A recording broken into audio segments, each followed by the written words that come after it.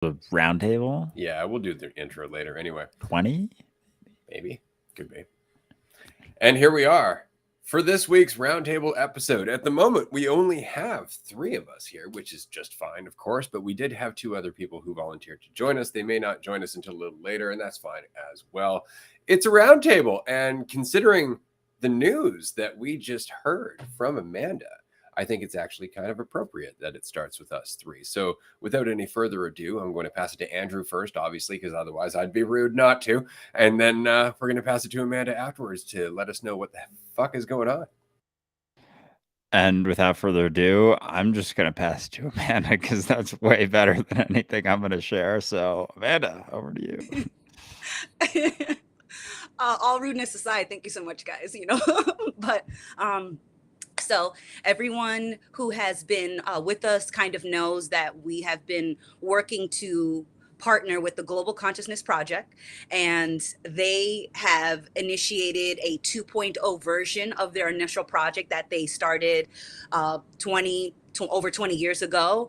And so we reached out and had a meeting with them, and as of yesterday we were told that we were able to move forward, that we could order one of the random egg generators from their first batch of the newly designed eggs in this 2.0 project. But as of literally like 2 hours ago, they emailed us the actual order form so we can place the order for the actual random egg generator like 2 motherfucking day and have it shipped to Ray by the Vancouver retreat. And so by our next retreat, we'll be able to be contributing to this great scientific endeavor about global consciousness and what that could mean. And I'm just so excited that I thought that the news I was going to share today was just that we could maybe order the egg soon, but like we can actually order the egg like today, like right now. I've sent the email to both of you guys, and so you could fill it out right now during this live. We could order it with everyone during the roundtable if we so felt like, but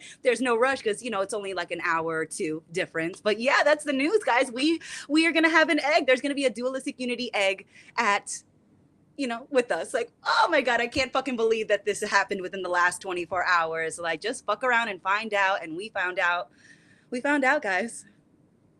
Oh, I absolutely believe it. Anybody who's been in the community for a while knows that when Amanda tries to, or when Amanda doesn't try, when Amanda decides she's going to get something done, it pretty much always gets done. And so we really appreciate everything that you've done, Amanda, including originally reaching out to the Global Consciousness Project, which I know was very much just a result of the community groups that we do on Patreon. And as such, I was thinking that what I'll do is I'll likely pay for it during our Patreon group right after this, is I think that would be appropriate, because then we'd have more community members with us, and it would be something that we could share with everybody. And so that's definitely something I'd like to do. I'm going to throw the link up here on the screen. There's a QR code and a link in the chat. If anybody would like to join us for that, after this, we're going to be doing an hour-and-a-half group at 8 p.m. Eastern time, patreon.com/dualistic unity. There is a 7-day free trial right now. If you're not too sure if you're down with all this vulnerable open discussion thing and laughter and all that, that's fine. You can dip your toe in the water, as it were, and just join us for a free 7-day trial. And we do groups 5 days a week, and that trial will give you access to pretty much every one of those days, as well as over 500 hours of exclusive group discussion video that you will not find anywhere else on the internet ever. Yeah. So even if you're just listening to the podcast and you want some more conversations, maybe you've been through the whole podcast, which is fucking impressive if you've done that and are even caught up. If you want more, there's so much more. Like, there's more on Patreon than there is on the podcast. There's more discussions and there's more insights. Like, we chew through so many insights, and so much of the podcast is a reflection of what's going on in the Patreon groups. Like, a lot of the podcast is like almost like the, I don't know, like finished product of the conversations that we're having on Patreon. Not that there's ever a finished product, it's always in process, but we go through, we go over a lot of insights and share a lot of things. And a lot of the things that we talk about on the podcast are informed by community members on our Patreon calls. So it's, I couldn't think of a better place to be if you're willing to question things, if you're curious about society, if you're, you know, you have certain thoughts and you're just like, I don't know, does any of this seem real? Is there something going on here that's bigger than just what society has settled upon is going on here? We're talking about it all the time. So it's a fantastic spot. And we have the free trial because we know you're gonna love it when you check it out. So we're willing to give you a full week, which gets you 5 group chats for free. It gets you all of the other shit, all of the access to everything that's involved. We do the community topic votes even that are going on that you got probably like a couple hours to get that in. So if you really want to get involved in the community topics vote for that episode that'll be filmed later this week, get in there. There's so much happening on Patreon. That's where all our retreat updates are. That's where all our tickets are shared first. Like we send them out by tier.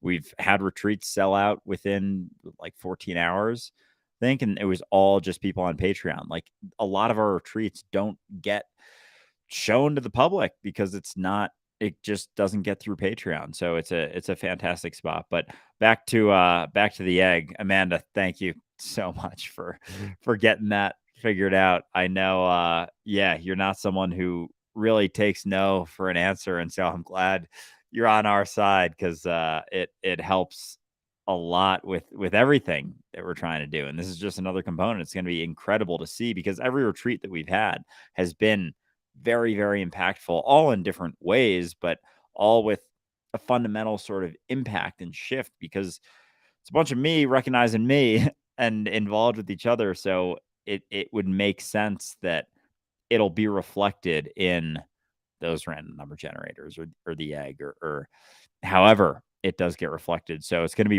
a really, really fun tool. The more retreats we go through, the more things we do as a community to just see, I don't know, have some component of a possibility of a measurement of what's going on and being able to have an organization like that is well respected throughout the world and be involved in that. So I couldn't be more excited for what may be to come with that. Oh my God. I'm still in a little bit of shock, guys, because like I like just got the email like 2 hours ago. And so I'm like, wait, this is not this actually happened? Like, no, it fucking happened. Like I tested the link, like the link works. Like I saw that I could order the egg and I saw that, you could put more than one. So I was like, shit, do we want to order more than one egg? Like, because that's, but one is a good start. Let's, I gotta be cool. I gotta relax, but I'm like, fuck, man, we've got the egg, guys. Like, oh man, I just, I joke, I laugh because fucking Ray's like, oh, you gotta be careful talking around Amanda because if you say an idea and she likes it, she'll fucking snatch it up and run with it. But I do cite the source. I always cite the source if somebody else gives me the idea.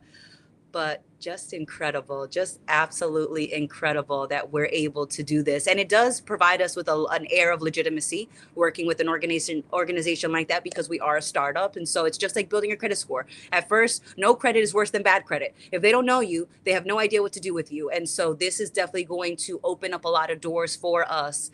And I'm just so excited to see what happens next. Like, I'm so glad to be here with you guys, and I'm very excited.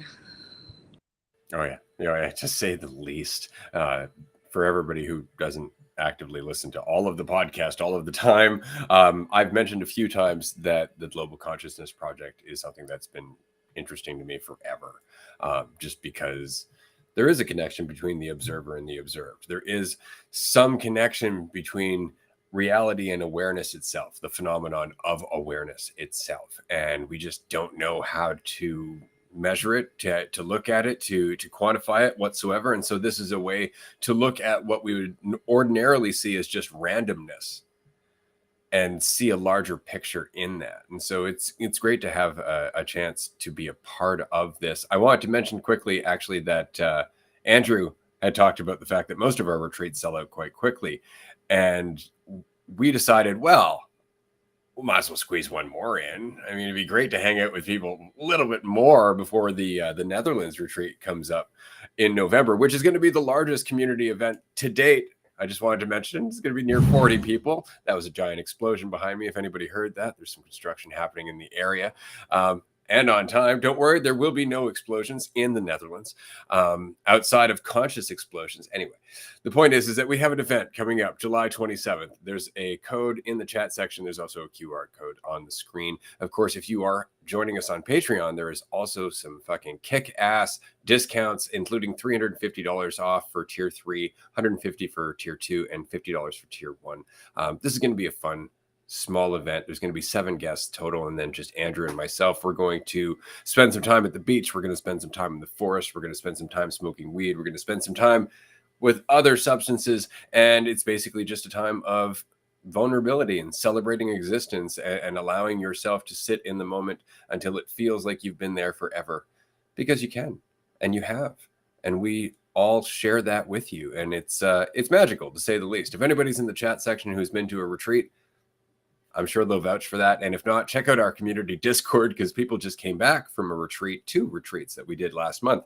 And yeah, it was pretty awesome. I'm pretty excited about the retreats as a whole. So if you can't make it to Vancouver, the Netherlands. And if not, Vancouver for sure.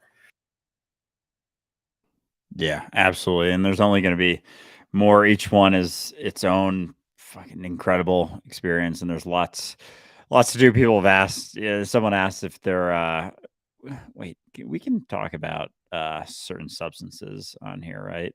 Or should we steer clear? We should probably not mention specifically that we would do or not do any of them at a given time in the future. I mean, it's totally different retroactively. I mean, what do we know? I mean, I didn't understand. It happened in the past. I've learned, that kind of thing. But, specifically like, well, we plan on doing but we will be smoking weed and various things that accompany weed very well. And by that, we mean just, foodstuffs. Exactly. Yeah. No, they're a blast. And I did, on this sort of topic, there was something that I wanted to discuss with whoever, and I'll probably bring it up on Patreon, but something I want to bring up in regards to substances, especially like weed. So something I've been wondering about, I find kind of interesting, is how people will take, say, a video that I make, like one of my gummy run videos, and they'll write off, despite anyone who listens to the podcast, you guys know we talk about this stuff sober all the time. It's never the substances doing the things, but it's very easy when someone does a certain substance to write it off, any of the thoughts that they have to the substance. Like it's like, oh, he's talking about this stuff. Oh, he's just high. And it's not to say that I'm gonna keep doing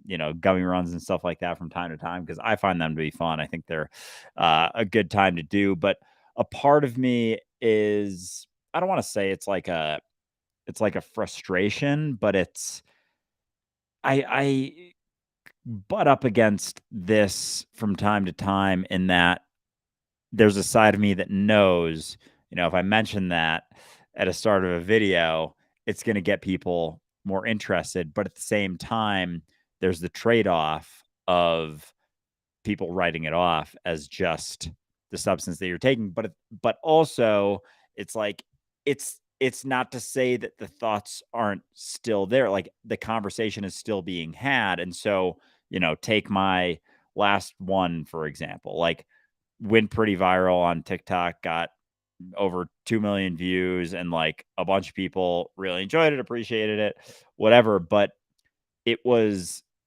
like, a lot of people still write it off as just, oh, he's just high. Oh, he just took a gummy. That's where these thoughts are coming from. And so I've been going back and forth with this, and even on top of that, just because I've shared, I'm open about these things. A part of me really wants to break down the stigmas with mushrooms, weed, things like that, and share these things aren't what you think. But like, I've had times where people have come up to me and like recognized me from social media, and they've straight up asked, like, "Are you on mushrooms right now?" Like, just because you see a video like every couple of weeks of me doing something or talking about microdosing, you think I'm just like injecting it in my fucking arm, taking an IV of it at all times? Like, it's fascinating. People will think that and then do this one thing. So it's not to say that I'm going to change necessarily anything that I'm doing, but I find it's like interesting balance, because with something like that, a video that does go more viral because it's someone doing something that's abnormal, people are intrigued by that, it's entertaining and everything. It's still at least getting the conversation in front of people, whether they write it off to the drugs or not, because not everyone does that either. A lot of people are like, oh, I've had these thoughts as well. I've been curious about this as well. This is very interesting. Oh, I'm going to check out podcast or whatever, or I'm curious where else this conversation is being had. And so it's like I don't know. This is just something I wanted to talk about and just get your guys' thoughts on it, because again, I'm not like torn by anything, but I'm just recognizing how much, especially on social media, like how people just want to see, like people are like on Idiocracy, how people want to watch someone get spanked. It's like just dumbass shit that people, and entertainment, that people need something else as opposed to just listening to someone sharing insights. So it's a balance, because it does get in front of more people, but also there's I don't want to call it a risk, but risk of people just completely writing it off to the substance. Well, this really depends on their view in terms of responsibility, because you'll notice that's exactly the split, right? Everybody who's like, nope, the substance is stronger than your will, is painting you out to be an irresponsible person who is promoting, basically a substance that's going to ruin their life. The substance is stronger than you, straight up. And there's this avoidance of the fact that addiction to any of these substances is largely connected to the need to escape. Right. And right there is, in fact, unfortunately, kind of the reason that they don't want to go any further than that, is because they really believe in the system. They really believe in the world the way it is. They don't want to see that there might be a problem that's causing other people in different situations to suffer. Right. Because then we might have to address the whole fucking problem. And we definitely don't want to do that. So I just wanted to throw that in very quickly, that is the big split responsibility. Right. But one more thing very quickly, and I'll pass it to Amanda. It's easy to forget this when you see this inundation of a couple of hundred different comments, understanding that several of those comments are often by the same user. Is you forget all of the hearts, all of the likes that the video has gotten, which are basically comments going nice, without there being a comment saying nice. Right. And it really is easy to forget that. Like somebody's like, where are all the comments in support? It's like, most people don't leave those. They just go, I liked that. And they move on because they have a fucking life. Right. They don't need to self-justify. They don't need to self-validate. They don't need to make a stand here and now. I'm going to die on this one because you're an anonymous stranger on the internet that's threatened my entire existence because you're there. And that's really it. Like it's just total irresponsibility. You're the problem, Andrew. Not the fact that I'm just a whiny little bitch. That's fucking hilarious. Oh my God. But I go out of my way to share positive feedback because I've worked in call centers before where people definitely see you more as or less than human, and they definitely see you as just a representation of the company because there's not a human person standing in front of them. So the things that they say on the phone is things that they would never say to you if you were standing in front of a counter at a register in front of them. And so I definitely never forgot that. And so anytime I call a call center, I always go out of my way. If I get exceptional or even just mediocre service, I'm like, that was great. Thank you so much. Can I talk to your manager? And they're like, really? And I'm like, yeah, because people go out of their way to give you negative feedback, but they won't go out of their way to give you positive feedback. But that just has more to do with their sense of lack than it does anything to do about the actual quality of service that you gave them. And then when it comes to dealing with just socially accepted drugs versus unaccepted, I used to have this debate with coworkers years ago because I was smoking weed. And I would get flack for it. And I'm like, yeah, but you're not asking if Sharon's on Vicodin at her desk and she's clearly falling asleep. She's clearly not sober. So like nobody cares if she's got a prescribed drug that's making her do faulty work. Like you're more worried about my weed smell, and I'm a high performing employee. I kick fucking ass high and sober. You won't keep up. So you kind of want me on weed. You kind of want me to slow down because if not, we're gonna hit the ground running. But I would always make that debate that, the substance is a problem when it's not alcohol, when it's not a prescribed drug, and then the substance is an issue. Um, but weed and all those things that do less damage, just like you were saying in the live, Andrew, it's like they act like the effects are the same, and the effects are definitely not the same. And so, but they're classified like they are the same, and they're treated with the same kind of stigma. And so at a certain point, you have to just kind of decide for yourself, am I going to believe the propaganda? Am I going to believe the hype? Or am I going to, like a scientist, test out the hypothesis? Is this something that actually is super terrible? Or with responsibility, could any substance be somewhat useful? I remember reading an article about a Columbia professor who was microdosing heroin and teaching. And it fucking blew my mind because I was like, heroin? Like, what the fuck, man? Like, a joint can't do it for you. And it's not that, it's just that he found a way to use a substance that worked for him, and it challenged my perception of that drug because I had accepted the stigma for one drug, but I was trying to reject it for weed and for shrooms. But for heroin, I was like, oh no, that story must be true, that shit must be crazy.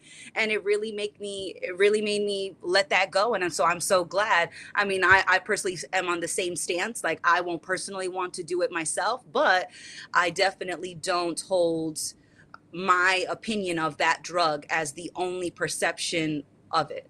So I just kind of take it as it comes and just put it on myself. Like, I've seen functional alcoholics that they're not doing anything illegal, but I almost feel like they should be locked up. At least at one point I did. I was like, they should lock up that motherfucker. He is wilding out. Um, but nobody turns an eye to him or her. They're just like, oh no, they just had a hard day, or they're just dealing with some tough things. And I'm like, yeah, but they're hungover at work. Like, they're definitely, and they're gonna go have a drink at lunch, and then they're gonna have another drink after work, and then they're going to just continue this trend, doing something that you say is not a red flag, but all I'm seeing is signs of distress. And so, oh man, it just trips me up. Yeah, I appreciate all of that. So this is one specific thing that I was kind of going through this morning that got me my mind kind of running with this was I'm going to New York to visit some friends and whatnot in a week or so, and so there's a girl who has TikToks and basically does like running interviews. And we've talked before. She lives in New York, and we had talked before about doing one together, and like she wanted me to join her on it, and it gets pretty good engagement. Like, all her TikToks get like a few 100,000 views to over a couple million views. And so I was like, oh, that could be fun to take a gummy together. And I don't know, there's a part of me that maybe just like overly thinking about this, but like, if say there is, and it's a part of me that I recognize that there's a degree of a desire for control in, the quote unquote outcome, as if I have any perception of how that's going to be based on this video. And I was kind of going back and forth between, oh, should we, it would be fun to take a gummy together on this run and do the interview, and that kind of be a component of it. Like, obviously the engagement would probably increase if it started out with us doing that and taking that. And then I was thinking, okay, but if we get into, say, a deeper conversation, we start talking about, maybe she asks about dualistic unity, we start getting into that stuff. There is a hesitancy for me, because whether I'm on a ton of drugs or completely sober, I can go deep with these conversations. And the hesitancy for me was that it would be written off as, oh, they took a weed gummy. That's where this conversation is coming from. That is the basis of this conversation, as opposed to it coming from me. And to Ray's point, that's going to be dependent on someone's willingness to take responsibility, which I have no control over. So no matter what, it's still going to be a split. So the decision is kind of irrelevant in a sense, but that's what I was kind of going back and forth with, because I had talked to her, we were going back and forth, and I told her I'm going to be there, and she was like, yeah, let's do it when you're there. And so I initially said, I asked her if she wanted to, and she's in for it. And then a part of me was like, I don't know if I want that to be like to cloud the conversation. And so that's where my questioning sort of came in. I'll tell you right now. Say hi to Jazz very quickly. But I'll tell you right now. The fact is that if somebody wants to do that, they'll do that regardless. So what I mean is that you could be sober in that conversation, and you start going deep, and they'll go, "Oh, is this because all the cannabis you've been smoking or eating?" So it doesn't even have to be at the time. You know what I'm saying? Like, it can be retroactive. If I want to use that against you, I'm going to use that against you. Right? Like, I've had people who have said, like, "Oh yeah, no, psychedelics in my life in my younger years, they really affected my." It's like, oh man, like, you have responsibility here and now. Like, if we want to pass the buck, we can, for ourselves or anyone else. It's not on you. This is why I find it funny now. People don't understand. People don't know if I'm high or not, because I always sound like I am. That's I agree. It's definitely, it's going to be on her how she takes, how she perceives you, and you have no control on how that's going to be. And it's so crazy because you could encounter you could encounter the same person and you could be different, and yet they could still take you the same way. You could arrive differently and they could just perceive it as combative or defensive. I mean, think about your interview with the Amanita guest. You guys were completely, in my opinion, from my perspective, just having a conversation, and yet it was perceived by her as being attacked. And you guys, I don't know if you were sober or not, but honestly, I don't think it would have made a difference if you were smoking a joint before or not. If they're walking in with a victim mentality, there is nothing that you can do about that. So I wouldn't take it personally, and I would just go in it and just fuck around and find out. Like, yeah, I'm with you. And just to clarify, it's not so much her. Like, she follows me, and we've talked before, and it's not necessarily her judgment, just people who watch it, because usually there is a good amount of engagement. And so part of it is like, because she'll probably talk about what I do with work, and so part of it is I don't know, like an opportunity to talk about Dualistic Unity in another way. And so I was just trying to take in all the considerations. But yeah, to both your points, I appreciate it, because it is something I just wanted to talk through, because at the end of the day, you don't know how it's going to be perceived. You don't have control over it. And if people want to see you, like if I do, take the gummy and they want to write it off as that, they're going to find a way to write it off. And those who want to listen to it are going to listen to it regardless of whether or not the video starts out with doing a gummy. So yeah, that definitely helps. And I knew it would be helpful. So I'm glad we were able to publicly discuss all of this. But yeah, Jazz, how you doing? Good to see you. I like your shirt. You are muted. Wait, can I hear? Cool. No. There we go. Okay, there we go. Can you guys hear me now? There we are. Hello. Hello, people. Nice to see everyone again. Wow, it's been a while since I've been on a DU call, so hello, people. Yes, the shirt is new, and I figured I'd wear it for the roundtable today. I've been loving walking around the city with it and just looking at people's faces as I walk by. Yeah, it's a nice shirt, but yeah, that's an interesting conversation we've been having about how it's so easy, I think, to take on a perception. It's like, I think maybe the biggest lesson for me since the last retreat is how easy it can be to take a perception and be so afraid of that perception being true that you just like hold on to it, and then you just try to figure out a way to navigate through that perception, like as if it's like the reality, and now you're trying to figure out how that perception is true. And so when it comes to passing off the responsibility to drugs like weed, I think it's so easy to do that when you are so scared and you're so uncomfortable of what someone is saying that you want to find so like you reject it first of all, and then you find a way through that rejection to explain it away.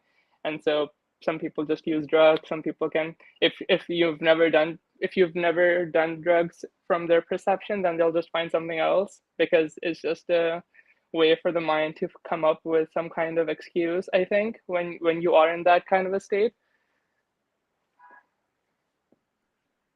Yeah, no, spot on. And just for context, Jazz, because I know you missed the start of it, we were just talking about, and I was expressing just how it's interesting when I do a video like that, especially like the last gummy run that I did, and it went viral on TikTok and got a lot of views, and how interesting it is that someone, despite me saying the same things in a video like that as I do on the podcast as I do sober all the time, people can just write it off to, oh, he's just high. Oh, the crazy high thoughts, like blah, blah, blah, blah. And to Ray and Amanda and your point, people will come up, if they want to come up with an idea, they'll come up with an idea. If they want to come up with an assumption about you, they're going to do it regardless of whether you're smoking weed on the video or doing a gummy, or if you've done it previously. And they'll just say, oh, those thoughts are just coming from all the other drugs that you've always done, as opposed to looking at them, recognizing that, oh, if you were to just take a zoom out a little bit and see like, oh, these do have some validity. Oh, that is a good question. Oh, that is something to wonder about. And those who are willing to look at it that way, whatever you do, whether you do drugs or not, going into it, it's going to be irrelevant to them. So like if they're willing to look at it, the drugs are irrelevant. If they're not willing to look at it, the drugs are irrelevant, is basically what I've come to, which I appreciate very much. But yeah, just to give you a little bit of context on that. And then besides that, Amanda had some incredible news for us at the start of the call as well. So very, very exciting stuff. Oh, yeah, Jazz. So as of like 2 hours ago, we got approved to order the random egg generator from the Global Consciousness Project 2.0. So it once the order gets placed today, the shipping, it'll arrive by the Vancouver retreat in just a few weeks. So Ray will have our first DU egg, random egg generator. Fuck it, we'll call it anything. It is just magic in a bottle. And we're about to get our genie in a bottle in just a few weeks. And I had just found out yesterday that we were going to get the order form. So I thought, oh, maybe we'll get the form in like a week, but then we got it today. So like we can order it today. So I'm like, fucking mind blown, absolutely mind blown that it all happened so quickly. I thought it was going to take way longer. And we're also one of the first groups that can order the eggs from the first batch of newly designed, ready to plug and play, go random egg generators. So not only is this super exciting because it's just exciting in and of itself, but like we're one of the first people to get in, which I just think is super fucking cool. That is fucking awesome. That's so exciting. And so we will have it for the Vancouver, like we might have it for the Vancouver retreat then? Yes, but it has to stay. So there are some requirements that it needs to meet. And so it has to stay plugged in 24/7 into like hardwired Ethernet cable into a modem. And so once it's plugged in, you can't move it. And it needs 24/7 maintenance because it's collecting data. And so it has to generate a report once a month. So that's why it has to stay plugged in with Ray at his home. But once there's an official retreat house property, then you already know that there's going to be an egg that lives at that retreat property. And then, hopefully in a few years, there'll be eggs that are mobile, adventure eggs, I'd like to call them, that can go on the road with us. Hell yeah, that is awesome. And speaking of, I am so excited that we are making the Vancouver retreat happen. And I'm also about the location, like going on, being able to go to the beach and forest and stuff. Hell yeah, I'm looking forward to that retreat very much. Speaking of, I wanted to get into my retreat experience from the Denver retreats, and because I think it was very interesting, honestly. And honestly, it still is very interesting. Still very much processing it. But the first retreat was pretty chill. The first retreat, I like figured out how my posture is affecting my back problems, and so now I'm just like constantly focused on my posture, which is awesome because my back doesn't hurt as much, and I'm able to do so much of the day now. And so just like it was chill like that. And then the second one, I got so caught up in one perception of feeling rejected and feeling like I'm on the outside of an in-group. And I don't know, there was stuff happening before the retreat, and there was stuff happening leading up to the retreat. And so it kind of just came together at the retreat. And I mean, it wasn't all just one perception. Obviously, it was a roller coaster, and it was awesome. I loved it. I loved it so much. I loved it especially because the first retreat that I went to, which was on Vancouver Island, the I don't know, the lesson, the main takeaway felt like what the North Star is like what happens when I don't feel like I am stuck in my thoughts in my head and stuff. And so understanding what that kind of an experience is like, and then bringing that to I don't know, at home. And that was an interesting experience. But the experience at Vancouver Island was very like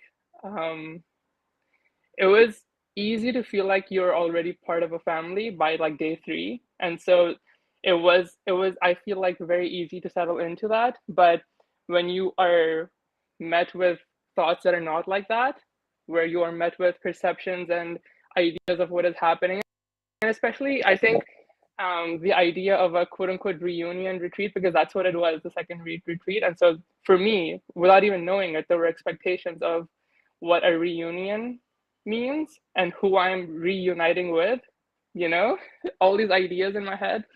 And so without even knowing it, it was coming with all of this weight into the second retreat in Denver. And so since then, like since getting lost at the second retreat a few times, I decided to stay in Denver past the second retreat, and which I normally wouldn't have done, because honestly, I was like, I just want to go home. I just want to lay in bed, not do anything. I wasn't feeling very energetic, but I was like, even at the last day of the second retreat, I said something along the lines of, I feel like I had a major breakthrough. And I didn't even know what I was feeling. It just felt like the current shifted a lot. It just felt like something big is happening over the whatever time. And that's part of the reason why I stayed in Denver. And I stayed in Denver, and I was realizing how much I was able to enjoy my experience of being by myself when I hadn't felt that kind of an experience before. Because I was thinking about this leading up to the retreats as well, about how much I use my phone. Like I will be going through, like on my dock on the bottom of my phone, I have all my social apps, and then I'll go through every fucking social app, and I know there won't be a notification, but I'll still go through them. It'll be like a habit of going through them over and over and just waiting for some kind of socialization to happen. And I've been realizing how much of that is because I feel like there has been this need of feeling like needing attention, because I feel like I am scared when I'm not having attention, and the kind of attention has to be perceived as a positive attention as well. Like someone cares about me, likes me, that kind of stuff. And so I feel like I need to have that kind of perception maintained on me. And I've been realizing how much of this has to do with my childhood, of course. Who would have thunk, right? But I it's just like I did not realize how much of an effect my childhood. I mean, I understood, but it was I didn't realize how deep it went, and how deep it honestly still goes. Like I can feel it. I can feel at this point how much weight there still is. And so it's just interesting to see how the kind of attention I didn't receive in childhood and feel like I did need that is coming out now. And how scared I get when I feel like someone doesn't like me, or is angry with me, or is upset with me, or doesn't want to include me. And so then I go into fight or flight mode. It's like I'm feeling unsafe, and I feel like I have to change whatever is happening. And I think that's why I was using the social apps a lot, is because I felt like I had to constantly maintain this perception of me. And so a lot of the thoughts that I would have throughout the day have been about that as well, leading up to the retreat and since the retreat as well.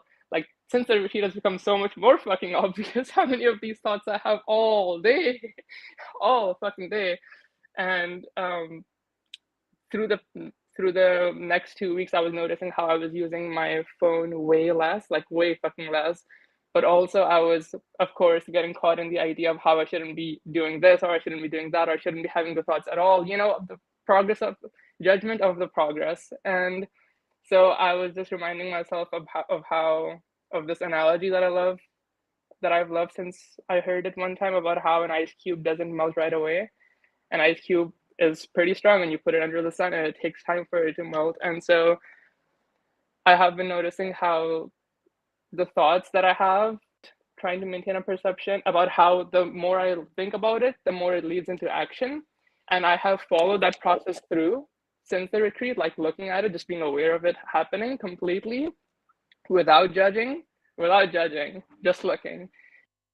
And then I have been noticing how that happens less and less and less and less. And that's also part of why I haven't been joining the DU calls as much, is because I was noticing how much of what I said was to feel like I'm bringing myself up. And so that's also why I felt like there was this kind of, I don't know, this weight to what I was saying.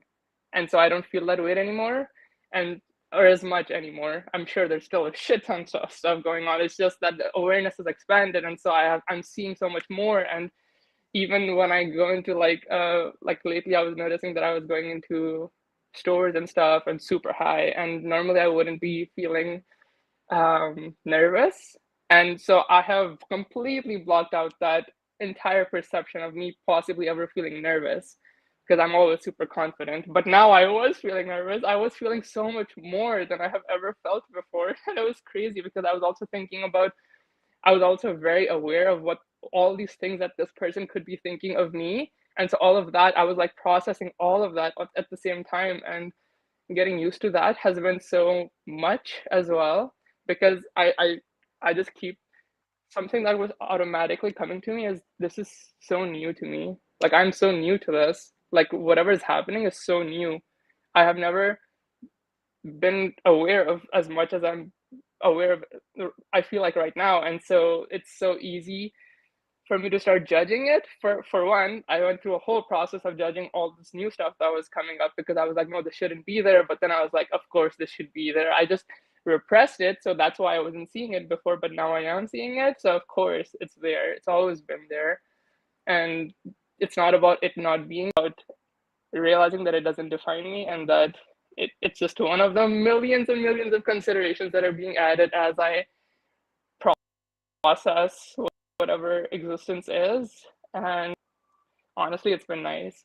It's been really, really nice to be so much more involved in my experience lately. It's part of why I haven't been joining the DU calls as much, is because I have just been really in my life. Oh, it's been so beautiful. And I notice how things that used to be so much harder for me, like reading a book, because I was so lost in thoughts, is becoming easier and easier. And it's still very fucking hard, because I am still like learning. But wow, it's so nice to be. I'm reading this book called Hitchhiker's Guide to Galaxy, and I'm on chapter 3 now, which is already like further than I have gone on any fiction book, which I think it is a fiction. It seems like a fiction book so far. It's not fiction. Holy fuck. But yeah, I've never finished a fiction book before, and I've never even started one, I don't think. And so this has been an interesting experience. And I've also been more learning how to drive. And so it's just nice that I'm not learning how to drive, but I'm just giving the L test, which is the knowledge test, before you can learn how to drive. And so I am just appreciating how much less time I'm spending trying to maintain a perception of me and just being me. I am also appreciating it. It's nice to see you. And It's nice to see you too. Yeah, this is what we're always talking about in terms of being an exposed nerve, of just, letting down your walls and realizing how long ago you built them, and why, without judgment. It's not even about judging the processes. It's whatever got you here, right? And that's how you have to take it. It's like, fuck, I didn't have any goddamn tools. This is the best I could do. I've covered myself in a big fucking thick rubber suit, and then I'm wondering why I can't feel anything, right? And so it's just a matter of going, right, I did that for a reason. And now I see the reason, and now I'm going to do something else. And it doesn't mean anything about me that I'm changing. It doesn't mean anything about me at all, except that I can change. And I think that's beautiful. And so I'm so very excited to see you at the Vancouver mini retreat. Yeah, that was beautifully said, Jazz. I appreciate you sharing all of that with us because fuck, I resonate with a lot. It's funny how many people at that retreat, as much as we translated it through our own experienced something quite similar. I've talked with a number of other people who were at, especially that last weekend in Denver, and a lot of people went through a lot of things that they didn't think were still there. And I know firsthand over the last couple of weeks, it's uncomfortable to start seeing some of the shit that's under there, but you don't have to have the concern on top of it. And you do have understandings now that you didn't have when those walls were built. And so it's still something you can handle. And the funniest part is you handled it before. It was just in a way that had a lot of consequences that came along with it, as opposed to now you're almost able to rehandle it, which doesn't make it not uncomfortable. Is that right? Yeah, double negative, whatever. And you know what I mean? It doesn't make it not uncomfortable, but it does allow you to shake some of the habits that were built over all of those years since the initial response was built, which we have so many initial responses to things that we came up with when we were children. We were very young, and we had a very, very, very limited perspective of reality, a very, very limited understanding of why someone does something to us, why someone reacts in a way that they react. We don't know any better when we're young, so we think that their response is just as valid as any other response. Oh, it must mean something about me. It has to mean something about me because I can't understand that it's coming from them. I can't understand that they're just dealing with a fuckload of shit that they never processed, like you're going through now, that I'm going through now, that you're starting to see it from a different perspective, and that allows it to be let go of, and then the cycle doesn't have to continue.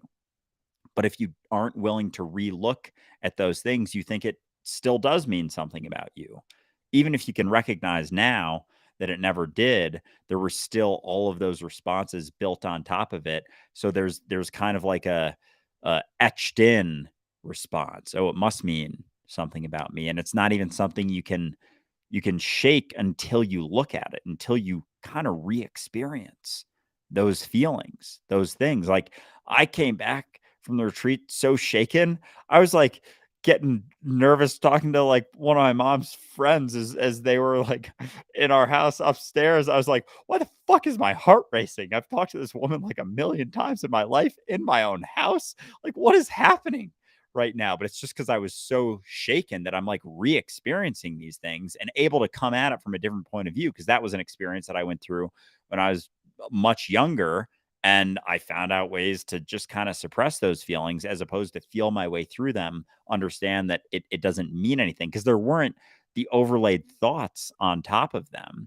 It was just like, why is my heart pounding right now? Having those basic human interactions. And a component of that is so I can understand what it's like for someone to go through that experience and then reassess it and understand that, oh, this never had anything to do with me. Right? My response to these feelings initially came from a certain situation that didn't have anything to do with my value whatsoever. And so you see things from a different point of view, and then it's like you're I was going to say building on top of the recognition that you had when you were younger in a different way, but it's almost like you don't have to build on top of it anymore, because the things that we built on top of it, the responses, the trauma responses is essentially what they are, get built upon on top of each other. And they're because we think we have to suppress the feelings, the things that come up, as opposed to recognizing that we don't, that we can just feel those feelings. And it's like, at what point do you let go of the concern about what you're going through? Like just an example that I went through recently. Last night I got really, really high. Like smoked way more than I had in a while. And it hit me how I have this concern and I have this thought because I'm with people who aren't high. And there was a part of me that really wanted to say, like, I'm really baked right now, because that's kind of a response that I use in order to mitigate those feelings. But I was like, fuck that. I'm just going to be high and respond and work through kind of these assumptions that I have where I have to tell someone because I don't feel comfortable in being that way.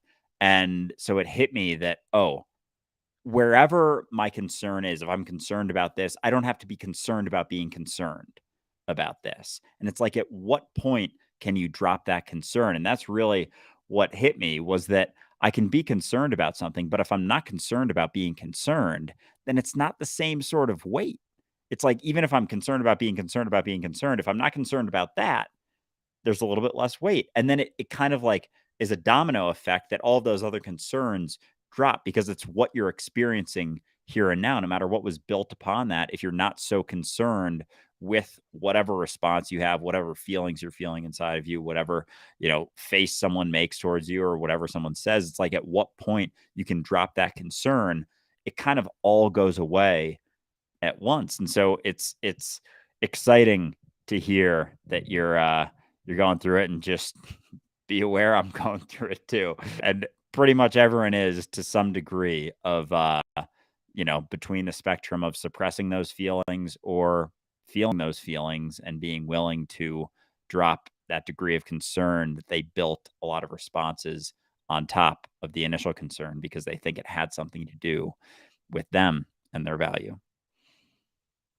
Now, I'm going to pass it to Amanda in just a quick second, but I wanted to mention, as there was a question on the screen, that we've been kind of addressing in a roundabout way regarding dealing with past trauma and relaxing now into what we would consider flow state. There's a bunch of concepts that get in the way, even with saying any of that. And so this conversation is really quite nuanced. There's a lot to it. So my recommendation would be to listen to the podcast if you can. Check out community topics. I don't remember which number it is, but it's Ray's Holy Trinity.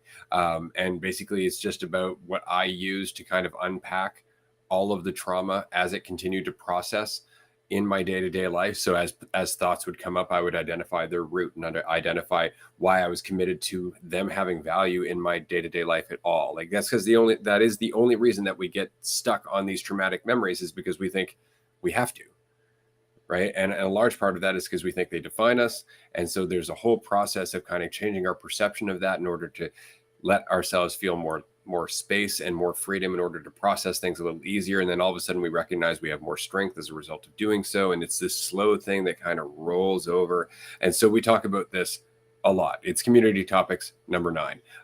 Thank you, Amanda. I really appreciate your thank you, Andrew, for letting me know. It's community topics number 9. Do check it out. But aside from that, my best recommendation is to jump into one of our group calls on Patreon, because we can talk to you about all this. It's really the best way. And you can talk to other members of the community that aren't Andrew and myself, like Jazz, like Amanda, like a number of other people who have been here on the roundtables before, because we're all in exactly that.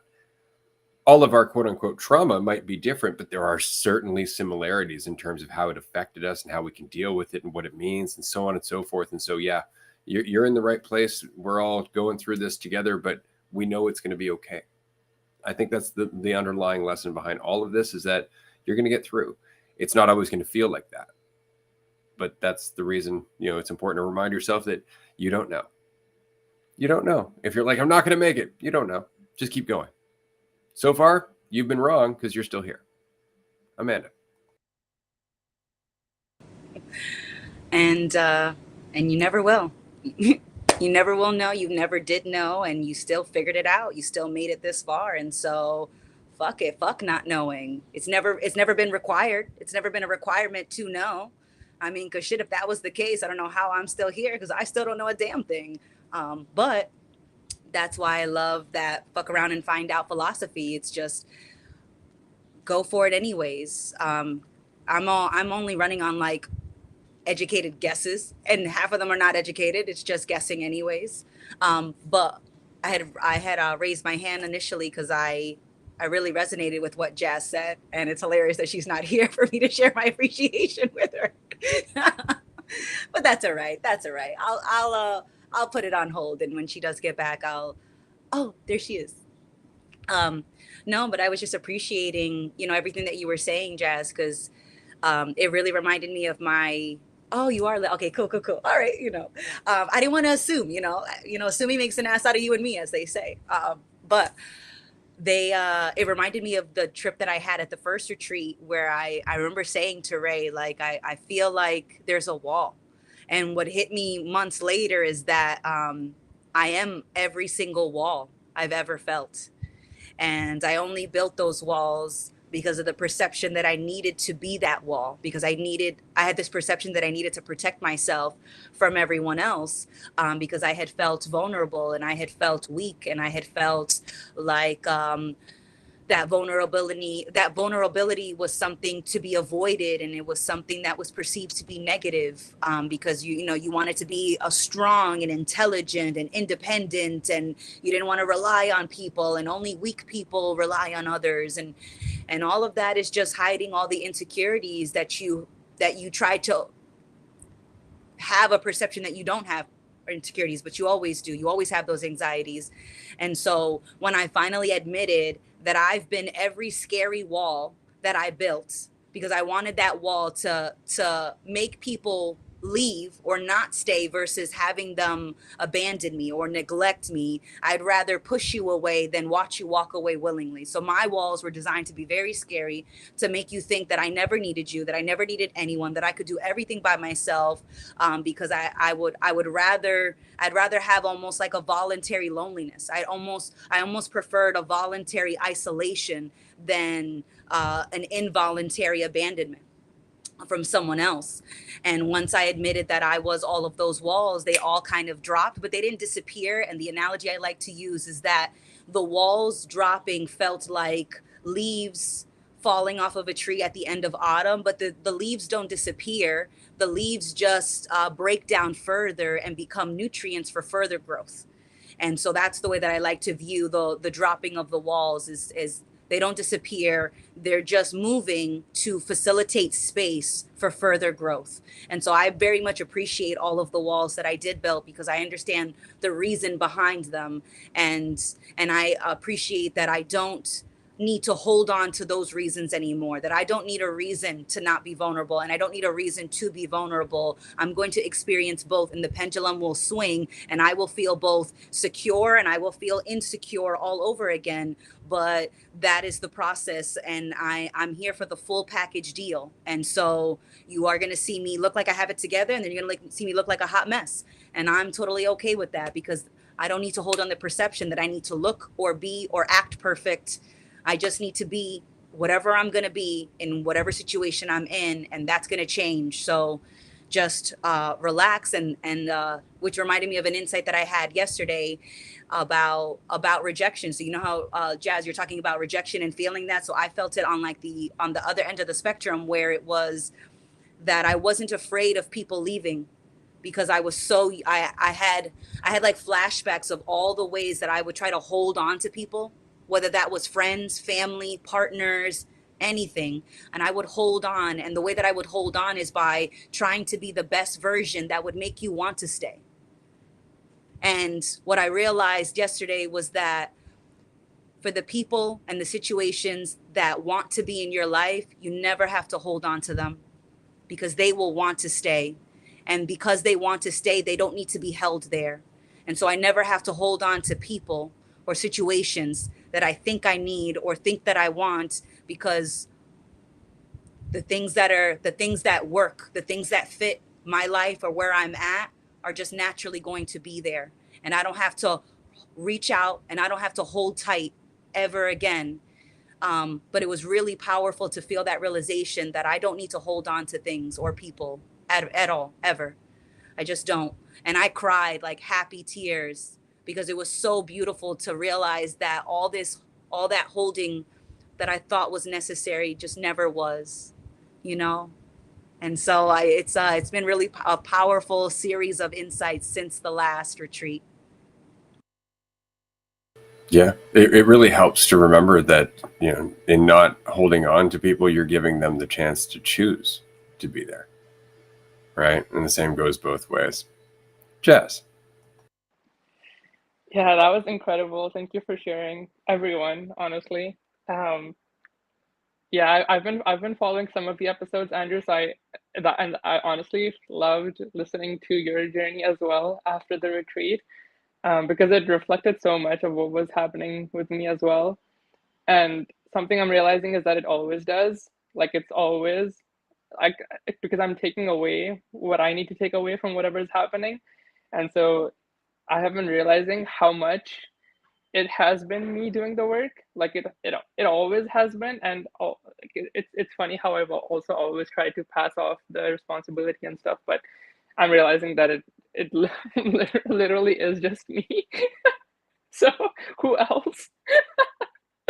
But yeah, and I also appreciated what you shared, Amanda, as well, because I have been feeling a lot lately how like at the last retreat I was, and since the last retreat as well, I was noticing so many judgments about how much I'm feeling, and those were so like I saw where it was coming from, and it's because I was being exposed to so much that it felt like I was repressing before. So then it was like, why are you here? I thought I put you away. But it is there. And so and I forgot what I was gonna say.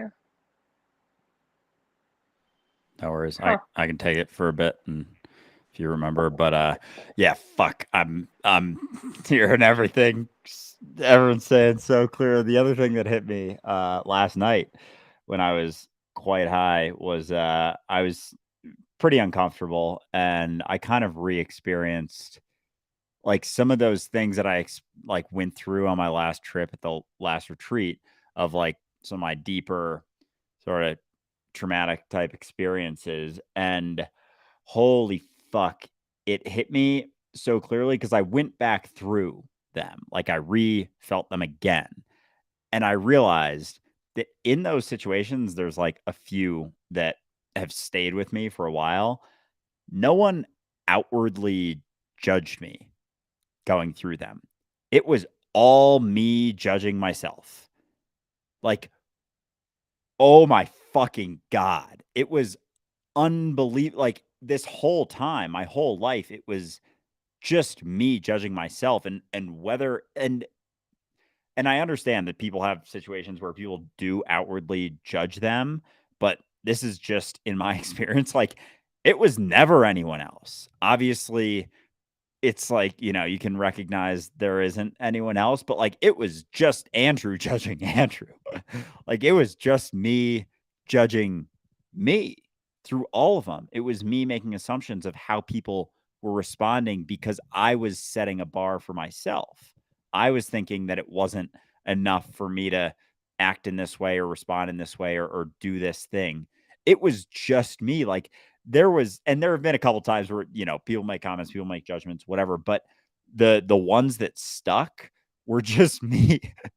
They were just me making an assumption, and it hit me and I was like, holy fuck. And I kept kind of digging in and like going through and I was like, there's no fucking way. There's no fucking way that this stuck in the way that it did. And it was just me judging myself the whole time. And that's what it's always been. And everything that I go through is that. And you can say that about even the situations in which people do seem to judge you. And it's like we take the subtlest facial expression or movement or response in any way, shape, or form and just make this assumption because we assume this about ourselves. We maintain this idea. And I went back through and I was like, holy fuck, no one even like said anything outwardly. It was just me. I was like, and so then it hit me like, what if I just stopped judging myself? What if I just stopped thinking that I have to live up to a fucking bar inside of my head? Like, what if I stopped? Because I was the only one doing it the entire fucking time, and I had never seen it in that way. And it was like, what the fuck? There's of course the side that's like, you spent this whole time getting caught up in this shit, and there's still the, the impacts and whatnot, but that, like, that insight has never hit me before yesterday, that the whole time that I was so concerned, it was the judgment was only ever existing in potential. The fear of the potential is what handcuffed me, is what hindered me, is what caused me to not want to express myself, just because of the thought. And maybe there's something deeper that I haven't gotten to quite yet that led to having such an overarching concern for that. But the experiences that I remember, at least right now, was just me. It was just me judging myself. And I was like, holy fucking shit. Oh my God. It's unreal. Yeah. Well, and then when you take anybody that actually was like judging you, is coming from a place where they're judging themselves. They're trying to feel better about their own self-judgment. So they're basically projecting it onto you. And the only reason you give a fuck is because it's something that you judge yourself for. Because if I were to say, Andrew, you are the ugliest beaver I've ever met, you wouldn't give a shit, because that's not something you judge yourself. How do I appear to the other beavers in the world? Like, it's not something you care about. But if I was to say something that you do worry about, then you would be like, oh, that's important. Oh my God. And it's only because you've decided that's the case. That's it. And then what I love is the loop, especially in high school or in teenage life, where somebody looks at you and you're like, fuck, they're judging me. And you don't recognize that they just did the same thing because you looked at them. And so you're both sitting there going, fuck, I'm being judged by someone who's thinking about themselves. It happens all the time. Jazz. Hello, I'm back. And yeah, I find it's so often the case that I am interacting with myself when I'm interacting with other people. Like, I'm interacting and seeing perceptions in my head of what the other person is saying, or what the other person is thinking, and it's never reality. It's never what they're actually saying. And the more I have been realizing that, and the more I've been letting go of that, I have been noticing that more responsibly I'm acting. Like, the word that really feels appropriate lately has been responsibility for my experience, because it lately feels like I am entirely responsible, completely, for what is happening. And and it's, whether it's like a perception that I'm maintaining during a conversation of what the other person is thinking behind what they're saying, or how they're feeling about me when I can't even see them. And like, it's so many different perceptions. And this process, this deepening, I've been feeling it a lot for at least a year. Because like a year ago, I was I don't know, getting high with my brother, and I was we were hanging out and we were having a great time, and then he left because he wasn't feeling well from the weed. And then I started feeling a pit in my stomach, and I just like laid on my sofa, and I was just completely taken out, and I had no idea why. No idea why. And since then, since that time with my brother, I noticed how it was because I felt like I got stuck in a perception where he didn't care about me, when in reality it had nothing to do with me. It was just whatever he was going through. But it did feel like I was rejected, and feeling like I don't matter, and that I felt like I had these expectations that we would hang out together, and all that stuff. So I was like, at the time that it was happening, I was just like, holy shit, the nausea I'm feeling from this weed is crazy. But like, now I have so much more awareness into what was happening, because I have formed so many more experiences since then, by maintaining awareness and paying attention to the experience I'm having as I went through my experience. And since then, it feels like it kind of feels like there's a puzzle, and then you find like different puzzle pieces, and then it starts to make a little bit more sense, a little bit more sense. And so when you start out with one piece, or like a few pieces, then you only have a small part of the picture. And so when you're acting out of that small picture that you have an understanding of, there's still a lot of weight that comes with it. But the more that you understand and gain awareness, and the more puzzle pieces you are able to get to form the picture, you're understanding more and more about what kind of influences are affecting your ability to act in the current moment, and how many influences there are that are honestly undercutting your ability to actually respond by having not just one perception, but like it really feels like you are able to have so many more considerations at the same time when you're acting, when you're not necessarily acting from just one perception. Like you get stuck in one perception and then you're acting from that one perception, and so you take that to be the truth, and so a lot of different considerations go out the fucking window because you're just so maintaining that to be the reality. But when you don't take that to be the truth and you are paying more attention, and you're able to, because you understand how many of the influencing you do influence you. And so the more I've been realizing lately that like me getting caught in this perception is influencing me in this way, the more I have been not attaching myself as much to that perception. And so the more I have, the more awareness and responsibility I think I have to act in any moment. And so I'm realizing actually how many different decisions I'm taking because of that.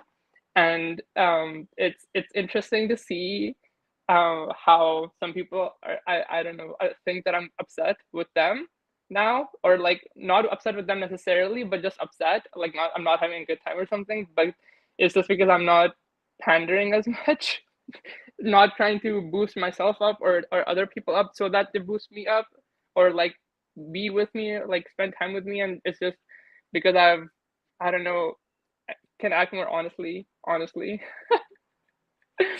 And so it's been nice to have that kind of freedom in whatever I'm doing, whatever I'm saying. And I'm noticing how there is so much more of a learning to this, because I am noticing how there will be more situations now, for example, where other people, like normally I'm fine to talk with people however long they want, but now it's like, okay, now I kind of want to just spend time with myself. So if you don't mind, bye. But I noticed last night how I was feeling this, and I kind of made some gestures, but it didn't like the other person didn't understand that I was trying to get away from them, and so it became like a verbal thing that I would have to do to be like, okay, I kind of want to just part ways, but I didn't. And so it is interesting because this is something that I'm learning now, because it's not something that I've had to deal with before. And so now that I am through these quote unquote challenges of having to speak my fucking mind, I am being open to these situations more, where I would say something that I haven't said before because I'm feeling different things now and my priorities are changing. And so it is a learning process, and it's something I've been learning for a year since that time with my brother. And the more puzzle pieces I get, the more, I wouldn't say clear the picture becomes, because honestly it still feels like I am more and more uncertain of what the fuck is happening. So it doesn't feel like there is a clear picture now, but it does feel like I am more aware of how many things there were that were taking me in a direction, whether it be about whether I want to hang out with someone or how I'm dressing as well. Like I'm noticing with dressing and with hair and with so many different things, how much of a straight line there felt like there was, and how much of a zigzaggy and sometimes not even in the same direction, like going in a completely different direction. And it's fun to see how much more freedom there can be when you have awareness of all these influences.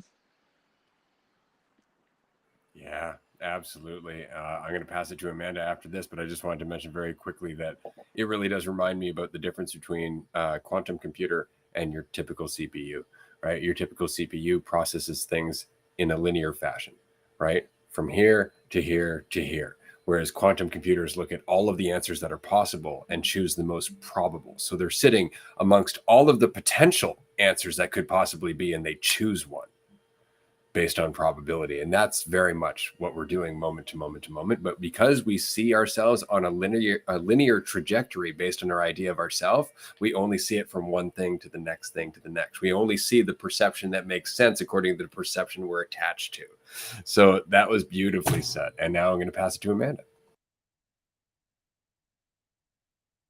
Sorry, I got to put my ice pack down because I'm surviving the heat of living in an apartment with no AC and windows that you have to crank open. You can't actually open the window to like pop in the window fan that's sitting on a hamper. But that's all right. That's all right. We will survive. We will make it. But I was thinking about discovering transcendence and how it talks about the habit loop that never stops. And so you have a trigger, and then the trigger has a response, and the response then leads to a reward. And so that never stops. And so it's just a matter of being aware that your brain is a habit. It's a habit machine, and it's always responding to triggers. And then if you don't notice, it's just like you just think that it's just a reaction, like a reflex, like you hit the knee and and the reflex is not something that you think about. It's an automatic response. But if you know that, then you can be more mindful that of your triggers when you have that awareness to pay attention to them. And so I had noticed an insecurity popping up for me that was like, oh, make sure you explain yourself so that you don't push people away, so that you don't seem dismissive. Oh, so that you don't seem like you're not paying that social currency of ego cookies and feeding someone ego cookies to make them feel better, to pay them to stay around, or to pay them to be happy with you, or to just to pay that social currency. But once you jump out of that social currency economy, people start to notice, and they're like, hey, wait a second, I'm looking at my spreadsheet and I haven't received my deposit from you lately. Like, what's going on, Jazz? My bank account is my social checking account is looking a little low. What's going on? And but at the same time, it's like, I don't have to, and so that made me think of Christmas gifts. And I had gotten feedback from family members that they didn't like my gifts and that they wanted me to ask them what they wanted so I could buy them what they wanted so that they could like the gifts. And that was what they were saying was going to be the requirement. And I just said, I don't have to, right? Like that, right? Like, I'm not your mother. You're not a baby. You don't still believe in Santa. Last time I checked, I didn't have a fucking red suit on, and I wasn't saying I was Mr. or Mrs. Santa Claus. So I don't have to buy you anything. I thought what we had was a relationship. But if that's not important to you, let me fucking know, because then I can save time, money, and effort. And I could be on my very little way. Because if you haven't noticed, I've been living kind of on my own without you, every day of my life. But what was I thinking? I'm here to serve you. I fucked up. My bad, everybody. But just saying that outright to my family member, like, I don't have to do this, right? Like, it's completely voluntary. And so either you want a relationship and a connection with me, or you're looking for me to be a living catalog for you. And I don't want to be a living catalog for you. So if that's your requirement, offer rejected. Thank you so much. But if you'd like to renegotiate, please bring something to the table. Yeah, it's incredible to see that continue to play out. And I guess that's something, because when you recognize the responsibility that you have for your own experience, like, people are as much habit making machines as our own brains are, and they'll use you. And like, if we, for example, with a family or a friend, continue to validate certain behavior, they then make the assumption that you're always going to be there. And so it's always important to remind them, or recognize that this isn't a new baseline. Just because I'm helping you right now doesn't mean that. Yeah, and I'm not like trying to call you. I'm literally just thinking of an example inside of my head that I'm going through. So it just happens to overlap, just how we can get caught in thinking that people are gonna they see us in a certain way, and then they assume that we're always going to be there in that way. And so it's almost like a new baseline is created, and it's like our responsibility, but it's not. It's still their responsibility to recognize what's happening, but we can be components of that. And so, for example, if you do have a family member that you're helping, like, and this is an example that I've talked about, it just sounds like almost exactly like Amanda's, that you're helping for a number of weeks and you're being super supportive of them and helping them out and doing things for them. Say maybe they recently had a surgery or something and you're being really nice. And then like they start feeling better. They start being able to do things on their own. And you're like, oh, I don't have to help you anymore. But there can be like a transition period between that because they've gotten very used to that type of behavior, that type of response, that type of coddling. So they've created a sort of habit and you've now become a component of their environment where, oh, this isn't just a family member anymore. This is someone who is supporting me at all times, no matter what, despite it not being the case, despite you still being almost like going above the baseline of everyone responsible for themselves. You're adding to that experience. But then for them, because they start seeing that in whatever way they're seeing that, instead of them seeing you in the same way as you're seeing it, where you're going above and beyond, they're seeing that as baseline now. And if you go back down to baseline, being responsible for yourself, they feel this sort of disconnect, like, oh, you're not being as supportive of me anymore. It's like, no, I was going above and beyond because you needed extra support. But now you can use all of your limbs. You can walk around totally fine. Like, I don't have to cook dinner for you every single night anymore. You can start chipping away and chipping in and cooking some dinners. But similar to the way that we create habits for ourselves and make assumptions and then just kind of like build upon those assumptions, people can do the same for other people. They make the assumption that because you're there at one point, you're going to be there at another point, or because you're there at a number of points over and over and over and over and over, they don't even consider the fact that you're going above and beyond still for them, that you're being extra supportive because that's just become their new normal. It's the same way we see it with, people who start making more and more and more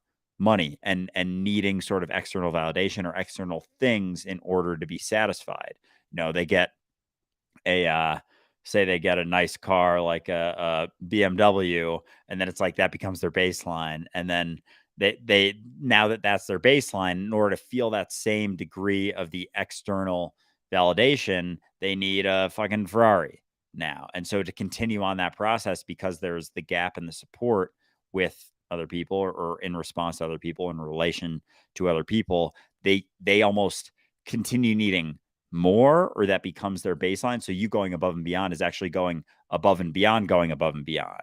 And so their baseline, we can be a component of that. But regardless of how long that lasts, it's still not on you. It's still on them. But it can help to recognize that can be a response to certain behavior, that as much as our brain does that, other people do that in essentially the same exact way. And they start to see you in a specific way. So as that goes back to fucking regular baseline, everyone's responsible for themselves, there can be a feeling, because in their mind, they've created a new baseline, that you're now below baseline despite being at baseline.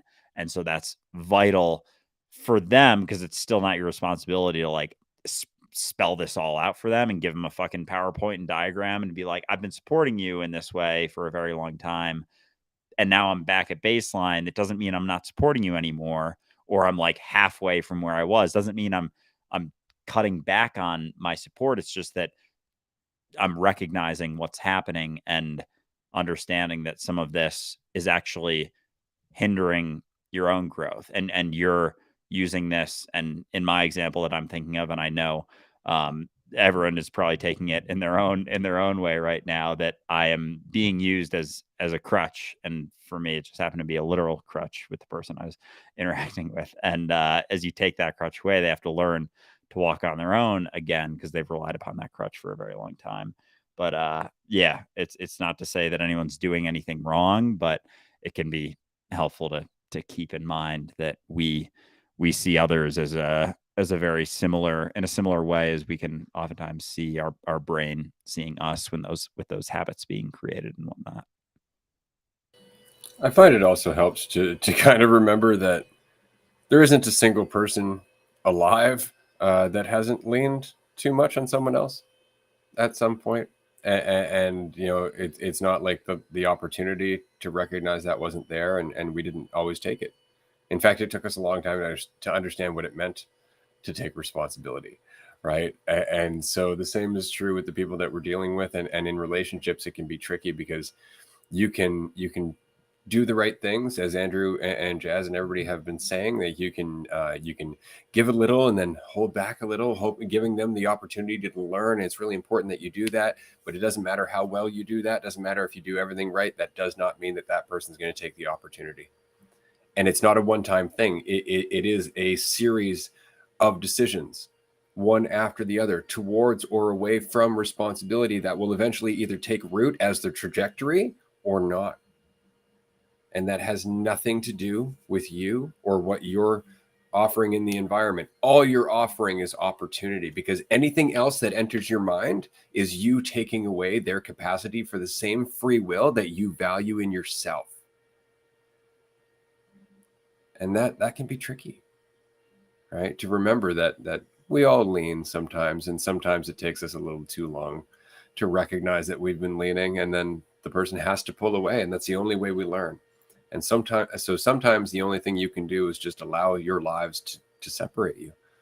Allow that person to feel the regret of leaning too long, so they can recognize when they're unbalanced and find that balance again. It's just never pleasant. Amanda. And it's interesting because it's not just leaning on people, but leaning on ideas. Because when I think back to my childhood, I think about all the people who left, and I think about how much I fucking hated that feeling. And so in order to try to protect myself, I leaned away from people and I leaned on my ideas. I leaned on my perceptions, because I thought that was a better bet than leaning on people that could walk away. But you know what won't walk away are my ideas, my precious ideas, you know, and my precious thoughts. Oh my God. And it's just fucking hilarious. When I think about the quote, you teach people how to treat you. And I think that's so funny, because you can be someone's trigger. You can be their trigger response. You can be their reward. You can be a combination of those things. You can hop from each one of those things. And there's really nothing that you can do about that.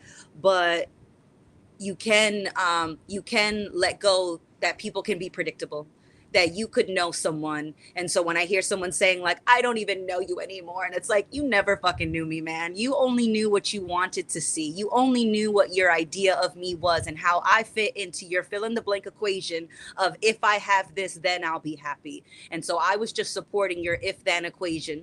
And that's all I was really doing, because you never took the time to see me. And I can't fault you for doing that, because when did I really do that? When did I really see me? When did I see behind the ideas? And I didn't, because I was just trying to lean on that idea as a false certainty to hold on to.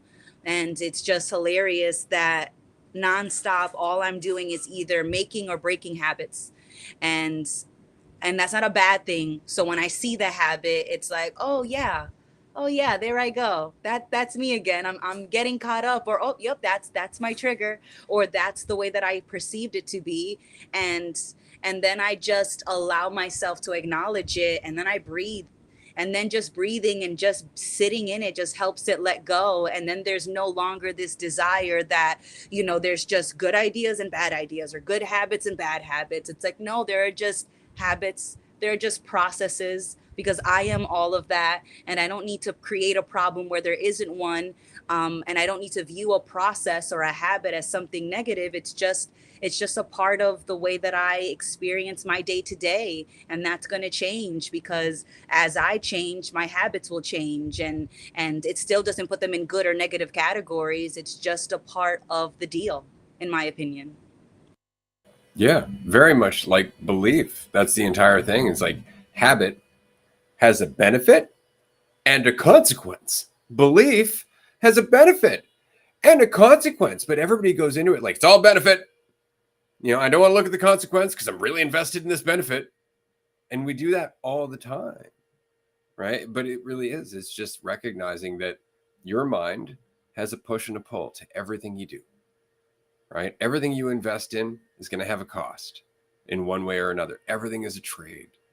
And as long as you're aware of that, you can choose what that trade is from time to time, right? But otherwise, you're just getting pulled into the current of duality, going back and forth, not recognizing that everything you do out of fear is reinforcing that fear, and everything that you do out of confidence is unfortunately making you a little bit more afraid of losing that confidence, right? Like there's always a teeter-totter to everything, right? And you have to recognize that it's always there. You're never going to escape it. Like most of us just want to find one side where it's all good, right? There's no doubt, there's no darkness, there's no fear, there's no pain, there's no judgment, there's none of that. It's like, no, like, because if you ever get there, you're going to be afraid to lose it. You're going to be afraid to leave it. You're going to be afraid that somebody can take it from you, right? That need for that light place is what creates the fucking darkness. Whereas if you can just recognize that they're both perceptions, that you can just sit in the middle and not need any of them, all of a sudden you go to a totally different perception where it's not about light and darkness anymore. Now it's about whether or not you're being open or restricted. And that's a very different feeling. That's a very different journey. It's not about trying to be good. It's not about trying to be anything. In fact, the whole spectrum all of a sudden becomes whether or not you are being yourself to a greater or lesser degree. And that's it. Yeah, and we see that so often. It's so funny how we strive for just good stuff, good feelings, comfort all the time. And yet I've heard this expressed so many times. I've experienced this plenty of times where you get to that spot and immediately the fear kicks in. Immediately, it's the concern about how long it's going to last. How long am I going to be in this spot? Oh gosh, I got to hold on to this feeling of freedom, this clarity, and it all stems from our fear of the other end of the spectrum. It all stems from the fear of that. So fucking A, we can't even appreciate those experiences when we go through them. When we go through, like, we can't even fully enjoy and be there in it because there's the concern of it ending because it's always in that conceptual spot. As long as we're in that conceptual spot, it's always going to be that. There's always going to be the concern for what might happen.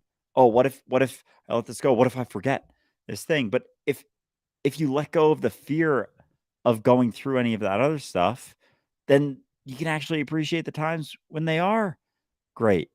And it's fascinating how we can do that, and yet we keep striving for one side of it, essentially resisting every situation that we go through, be it out of desire or out of fear. If we're in the shit, we're desiring to be out of it. If we're not in the shit, we're fearing being out of it. Like, it's incredible that we continue to do that. And we think that, oh, it's just that, oh, it's so simple. Just get to comfort, get to good, get to happy, get to these feelings and maintain them forever. And then I'll be good. But there's always the potential for the fear of losing it, no matter what you're going through. There's always the potential for the fear. So it goes back to that. I think it's the Bruce Lee quote, like, don't pray for an easy life, for the strength to handle a hard one. And that's just it, because it's not about the situation that you're going through. It's not about how comfortable or uncomfortable the feelings that you're feeling are. It's about your concern about them. Can you handle them? You're bigger than any of the experiences that you go through, any of the feelings that you feel. They're stemming from you. They're not happening to you. They're not overpowering and being thrown at you from somewhere else. They're stemming from yourself. So what are you afraid of? Yourself? Exactly. And that's that level of responsibility that unfortunately takes a while to get to. Because had I said, what are you afraid of? Yourself in episode 1, it wouldn't have made any sense. It really is just a matter of picking apart the layers that ultimately are the reason you think that you're divided. That's it. And as you get rid of them, all of a sudden it becomes way more obvious that the only thing you've ever been experiencing is yourself and your perceptions of what you're experiencing, which is yourself. Like, you're not experiencing the world, you're experiencing yourself experiencing the world.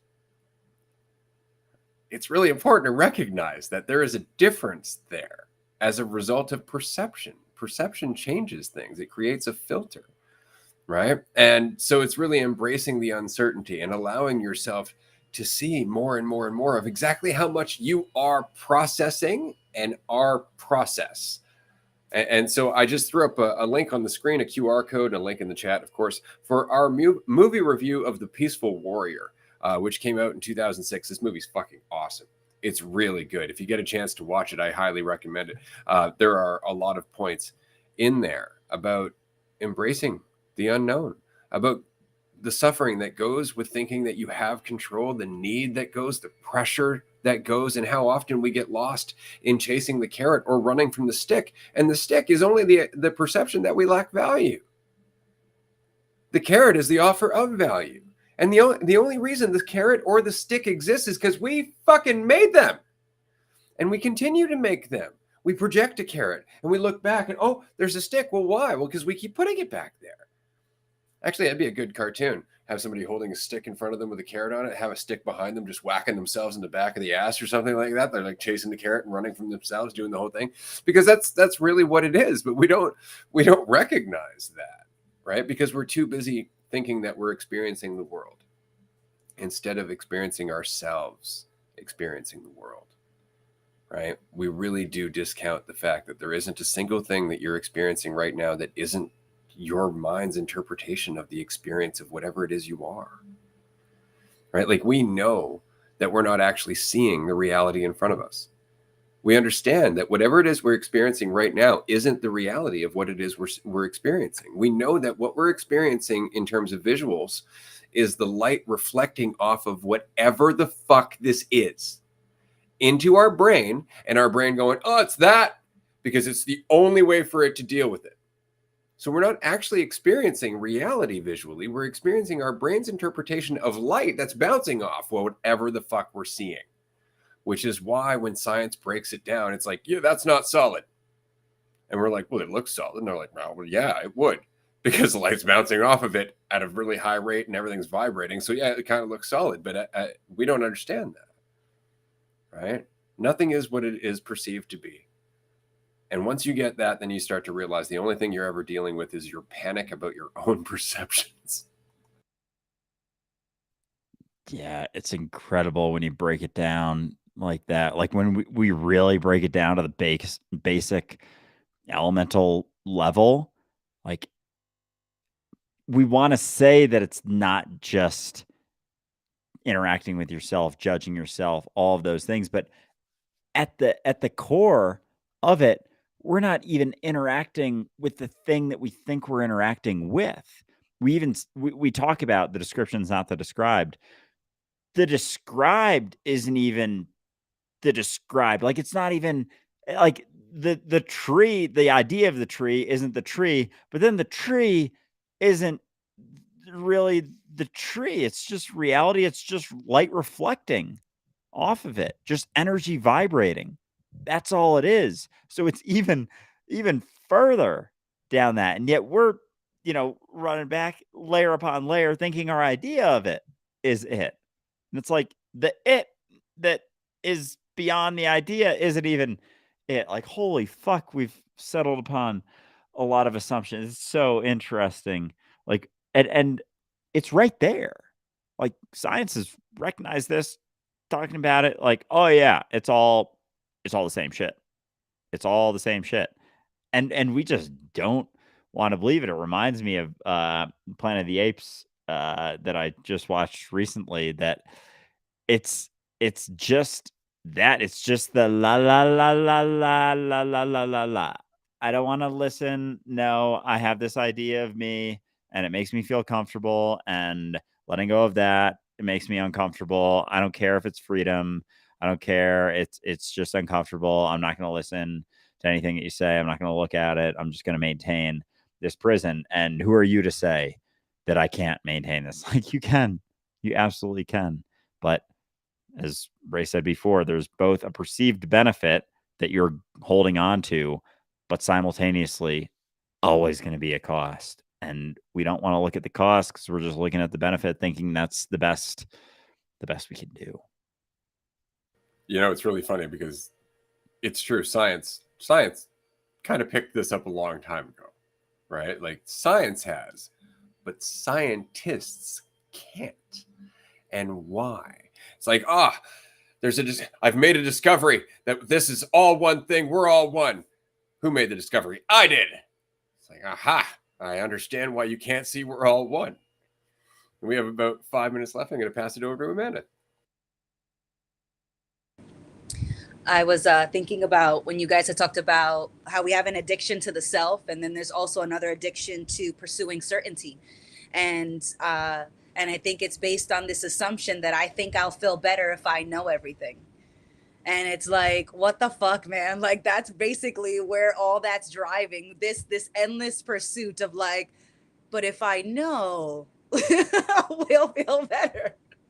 It's a pure assumption that we would feel better if we knew everything. If we achieve certainty, we're gonna feel better, obviously, because it's in the uncertainty that I feel uncomfortable. It's not taking into consideration that you don't have to feel uncomfortable in uncertainty, that it's not required to know to feel uncomfortable. Like it just blows my mind that like I haven't thought about it until like just right now, that I've assumed knowing will make me feel better. And that's why I keep trying to put things in a box and trying to define things in this endless pursuit of trying to understand and know. But I can't know. It's just that uncertainty is never going to go away. And one of the great or one of the powerful realizations is that I just don't need to know. And that was the biggest insight that I had from the first retreat, is that I just don't need to know, and that is totally okay. And that has just given me space for growth. Not space for knowledge, but space for growth. Absolutely. Because what is the cost of needing certainty? Always needing certainty. That's what it ends up being, right? And all of a sudden, uncertainty becomes a bigger and bigger threat. It's obvious when you look at it, when you really just recognize, like, oh, wait a minute, life is uncertain. That's pretty much it. That is the all of everything we're dealing with. Life is fucking uncertain. You don't know what's coming. You don't know what you're capable of. You don't know what anybody down the street's going to do. You don't know what tomorrow brings. You don't even know there is a tomorrow. You don't understand time. You don't understand space. You don't understand matter. You don't understand gravity. You don't understand light. You don't understand fucking anything. Continue on. And that's it. And immediately we're like, can I do that? You didn't even have to ask. Jazz, we got about 1 minute. If you want to wrap us up here quick. Yeah, that was what Amanda said. It's been hitting me so hard lately because I've been finding it from a different perception of how the need to know is coming from how it would define me and how it would bring me up. And so lately I've been finding that because I don't need to maintain any perception of me, that I don't need to know, have an answer. And so sometimes I find myself lately giving an answer when I don't know the answer. And so I just realized how I can just say I don't know, and how I've been telling myself that as well, I don't know, and how so often I'll have these thoughts and ideas about what I should be doing and stuff like that, and I'll just say I don't know. And so many insights will start pouring in right after, like a minute or two after. And like, not just I don't know so I can know, but I don't know, and that's okay. And that's okay. And I've just been relishing whatever happens after, or that experience of feeling like I cannot know and that it's okay. Yeah, it's the reality. Why avoid the reality? Look how much pressure goes with that. You know, I love the fact that I don't know. And it took me a while to get good with that, because immediately you're like, oh God, I have less value. It's like, no, that's how you learn. That's actually how you open up your mind and take in more shit, is to recognize, like, I don't know. And even if you do know, you don't know. You don't know everything. That's the whole point. So it means like, oh, I know, which is just like, I'm scared to learn, you know, and that's really all it is. And so I don't know is the most freeing fucking thing I've ever experienced in my life. Right. So I appreciate this conversation. God, I love these roundtables. We're going to continue on Patreon in about 15 minutes for another hour and a half. This is a tier 2 call. We would love to see you if you can join us. Again, 7-day free trial, patreon.com/dualistic unity. Wow. So many insights. I fucking love it. I'm stoked to see both of you. at the next retreat in Vancouver. Thanks for joining us today. Andrew, you want to say goodbye and we'll wrap her up?